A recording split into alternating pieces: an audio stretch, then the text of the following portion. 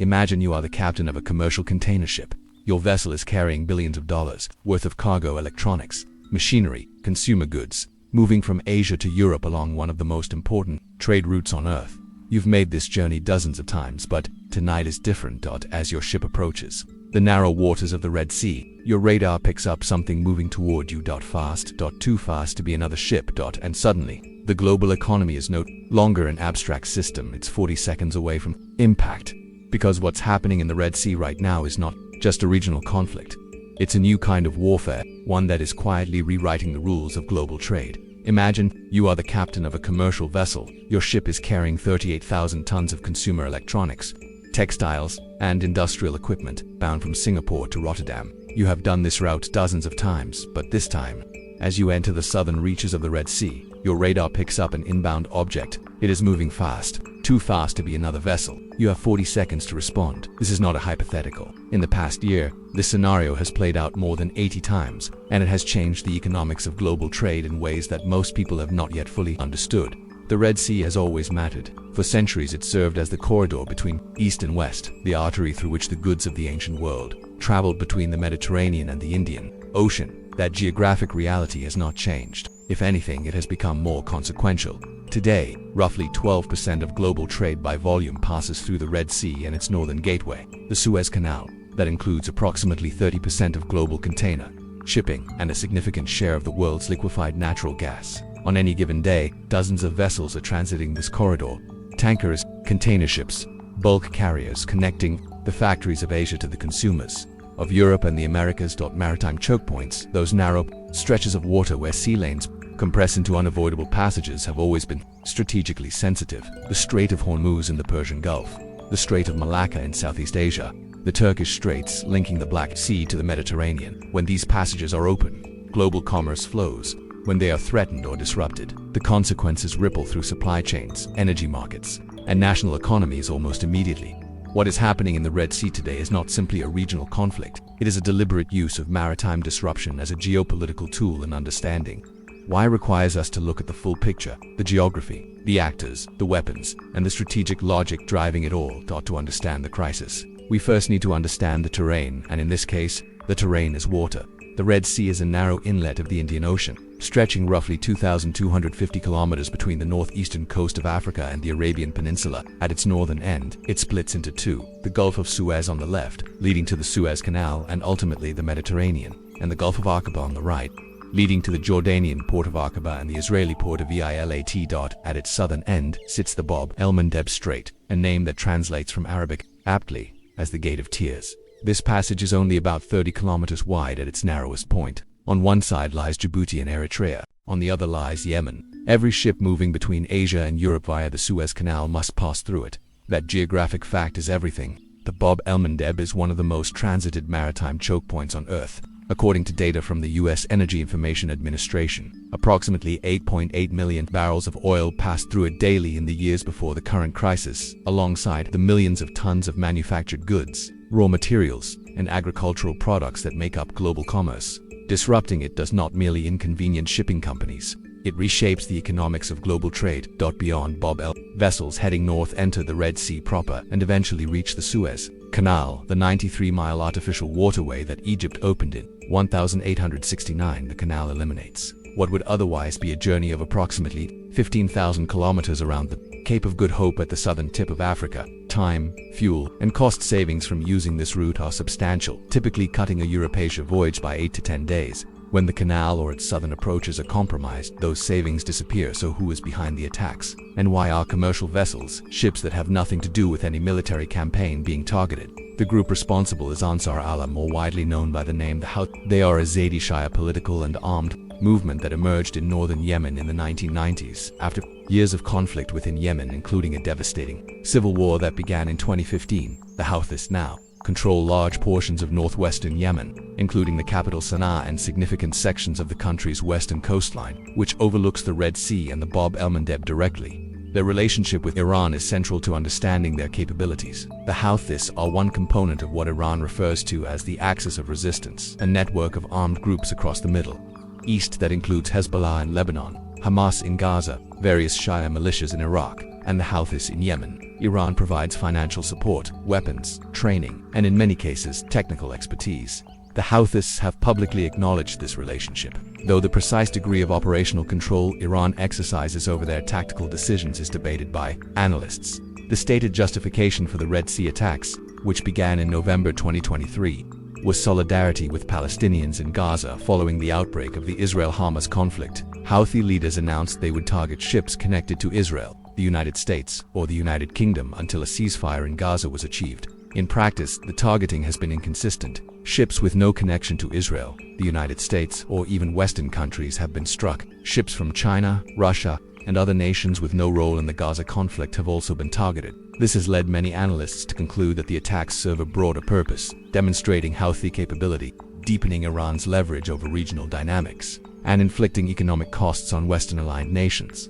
Regardless of their shipping affiliations, the Houthis have been explicit about their strategy. In public communications, their leadership has framed the Red Sea campaign as an act of economic warfare, a deliberate attempt to raise the costs of global commerce in order to extract political concessions. Whether or not this framing is entirely sincere, the strategic logic is coherent, and the execution has been more capable than many Western defense analysts initially anticipated. Understanding the nature of the attacks helps to explain why they have been so difficult to counter, and why they represent something genuinely new. In the history of maritime conflict, the Houthis have employed a layered arsenal. The most common tools are anti-ship ballistic missiles and cruise missiles, systems that, with Iranian technical assistance, have been modified and upgraded to extend range and improve targeting. Alongside these, they have deployed one-way attack drones, also called loitering munitions, which are launched in waves designed to overwhelm defensive systems. More recently, they have used explosive-laden unmanned surface vessels, essentially drone boats, to approach ships at sea level, where radar detection is harder and interception windows are narrow. What makes this campaign an example of asymmetric warfare is the disproportion between cost and effect. A one-way attack drone might cost a few $1,000s to produce. Intercepting it with a ship-based missile system can cost the defending vessel anywhere between several $100,000 to over $2 million per intercept, depending on the weapon used. The Houthis can sustain a campaign of disruption at a fraction of the cost required to defend against it, and they know it. The targeting process has also demonstrated a degree of the sophistication that suggests external support. Vessels are tracked using publicly available maritime tracking data, supplemented by intelligence that analysts believe includes Iranian surveillance assets. Attacks are often timed to occur in the narrow southern approaches to the Red Sea, where evasive maneuvering is constrained in response. Times for any naval escorts are limited. The result is not a high percentage destruction campaign. The majority of attacks have been intercepted or have missed. But the campaign does not need to sink ships to succeed. It needs only to make the Red Sea feel sufficiently dangerous that commercial operators choose to avoid it entirely. And to a large degree, it has achieved that. The commercial response to the Red Sea crisis has been swift and rational, and its scale has been enormous. Within weeks of the Houthi campaign intensifying in late 2023, some of the world's largest container shipping companies, including Maersk, MSC, CMAC, and Hapag-Lloyd, announced they were diverting vessels away from the Red Sea and rerouting around the Cape of Good Hope. This is not a marginal adjustment. Adding the Cape of Good Hope route extends a typical leisure-up voyage by approximately 7 to 14 days, depending on the vessel's origin and destination. That additional distance translates into an additional 12 to 15,000 kilometers of sailing. The cost implications are direct and measurable. Fuel costs rise significantly on longer routes. Vessels that were previously making a fixed number of round trips per year are now making fewer. Shipping companies need more ships on any given route to maintain the same cargo throughput, and the global fleet is not infinitely expandable. Container freight rates surged in the first quarter of 2024 to levels not seen since the post-pandemic supply chain disruptions of 2021 and 22. The Suez Canal Authority itself has reported a sharp decline in transits. Revenue from canal fees dropped dramatically, representing a significant financial loss for the Egyptian government, which depends on canal revenues as a major source of foreign exchange. According to figures released in early 2024, canal transits fell by approximately 40 to 50% compared to the equivalent period in the previous year. Marine insurance costs have risen sharply for vessels transiting the region. War risk premiums, the additional insurance surcharge applied to ships entering a designated war zone, increased by factors of 10 or more for vessels willing to attempt the Red Sea route. For many operators, the combination of higher insurance costs and the risk to crew safety made diversion the only commercially rational decision. The question worth asking at this point is, who ultimately pays? The answer, as with all supply chain disruptions, is the end consumer. higher shipping costs are eventually embedded in the prices of goods from electronics to clothing to household products that move on these trade lanes. The United States and its allies have not been passive observers. Beginning in December 2023, the U.S. military announced the establishment of Operation Prosperity Guardian, a multinational maritime security initiative designed to protect commercial shipping in the Red Sea. The coalition eventually included contributions from the United Kingdom, France, the Netherlands, Canada, and other nations, though the level of participation has varied considerably. US and allied naval vessels have intercepted hundreds of Houthi missiles and drones. The USS Carney, USS Gravely, and other guided missile destroyers deployed through the region have set records for the number of defensive intercepts conducted during a single deployment, a testament both to the intensity of the campaign and the capability of American naval SYSTEMSUS and British forces have also conducted direct strikes against Houthi missile and drone infrastructure inside Yemen, targeting launch sites, storage facilities, radar systems, and command nodes.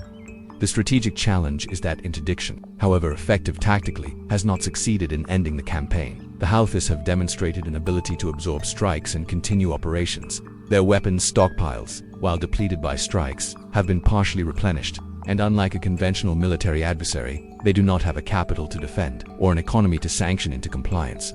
The coalition has also faced a coordination challenge. Not all nations are equally willing to participate in operations that could be perceived as taking a side in the broader Gaza conflict. Several European governments have preferred to emphasize defensive escort operations over offensive strikes, a distinction that matters politically even when it produces some tactical incoherence. The tension between the desire for collective action and the political constraints on individual member states has been a visible feature of the Western response.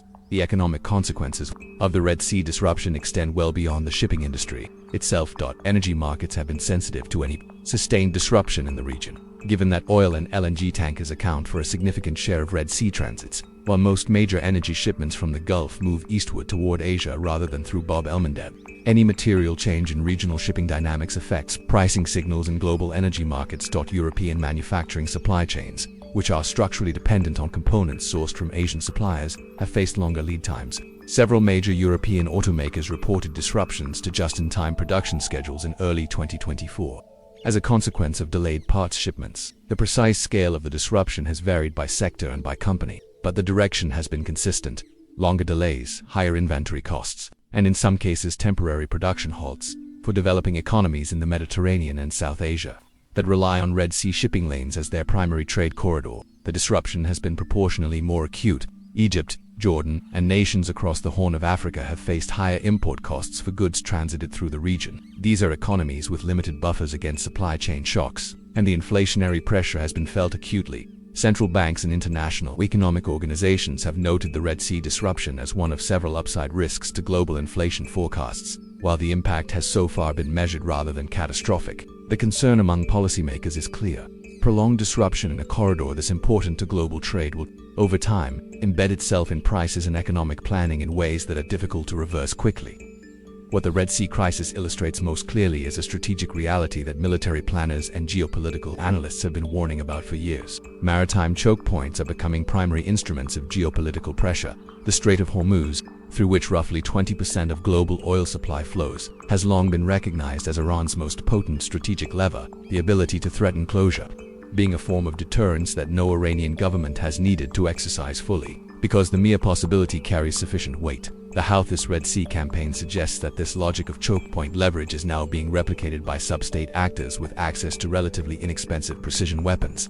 This is a significant development. Historically, only states with serious naval power could project force at sea. Carrier battle groups, submarine fleets, and naval aviation were the prerequisites for maritime influence. The proliferation of drone technology, precision guidance systems, and anti-ship missiles has changed that calculus. A non-state group with external state support can now credibly threaten one of the world's most important shipping corridors at a cost that is a fraction of what it takes to defend against them. Implications for global maritime security architecture are serious. If the current template proves strategically effective, and by any objective measure, the Houthis have achieved significant disruption at relatively low cost, it provides a model that other actors may study and attempt to replicate. The commodification of precision maritime threat capability is a structural shift, not a tactical incident. Looking ahead, 3 realistic scenarios define the range of plausible outcomes. Scenario 1. Prolonged low-level disruption. In the first scenario, the current situation continues without significant escalation or resolution. The Houthis sustain their campaign at roughly current intensity. Western navies continue interception operations and periodic strikes against Houthi infrastructure. Shipping companies continue to reroute the majority of vessels around Africa, with a small number of operators attempting the Red Sea under naval escort or accepting elevated risk premiums. In this scenario, the global economy adapts to a structurally higher cost of Europe shipping. Supply chains are reconfigured over time. The Suez Canal loses a meaningful share of its long-term traffic. The Houthis achieve their minimum objective, demonstrating staying power and the capacity to impose sustained costs on Western-aligned economies. Scenario 2. Escalation and regional widening. In the second scenario, the conflict expands. This could occur through several pathways. A US or Israeli strike that kills senior Houthi leadership and triggers a broader military response. An attack on a vessel that results in mass casualties and forces a more aggressive Western military posture, or a deliberate Iranian decision to increase its direct involvement. Escalation into the Gulf region, particularly any threat to the Strait of Hormuz, would represent a qualitative shift in the severity of the crisis. It would almost certainly trigger sharper energy market volatility and potentially a global recession. Scenario: if both the Red Sea and the Gulf were simultaneously compromised. This is the scenario that markets watch most carefully and that military planners model most intensively. Scenario 3. Diplomatic de-escalation. Third scenario involves a negotiated reduction in hostilities. This would most plausibly emerge from a broader ceasefire agreement in Gaza, which was the stated condition the Houthis themselves attached to any pause in their campaign. A durable ceasefire in Gaza, combined with back-channel diplomacy involving Oman, which has historically served as an intermediary between Western governments and Iranian-aligned actors, to provide the Houthis with a face-saving rationale to stand down. This scenario is possible but faces significant obstacles. Even if a Gaza ceasefire were achieved, the Houthis have political and strategic incentives to maintain pressure beyond any single conflict. Their regional standing has increased considerably as a result of this campaign. Voluntarily surrendering a demonstrated capability is rarely in the interest of a non-state actor building long-term leverage. The Red Sea crisis is, at its core, a story about the changing geography of geopolitical power. It is about how a well-supplied non-state actor, operating from a fractured and impoverished country, has been able to impose significant costs on the global economy using technology that has become increasingly accessible. It is about how maritime choke points, long understood as strategic assets, are becoming strategic vulnerabilities.